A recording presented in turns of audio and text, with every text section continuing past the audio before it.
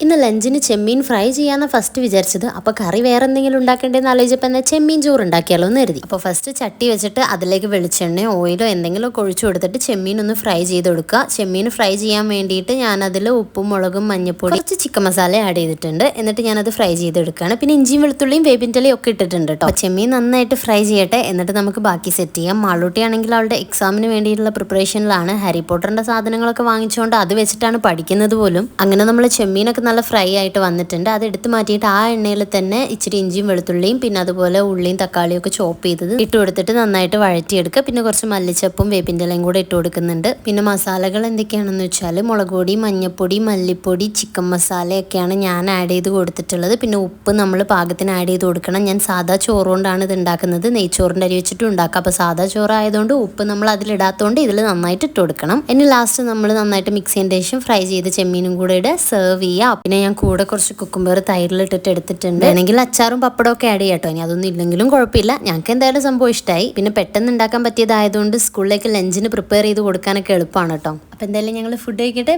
By.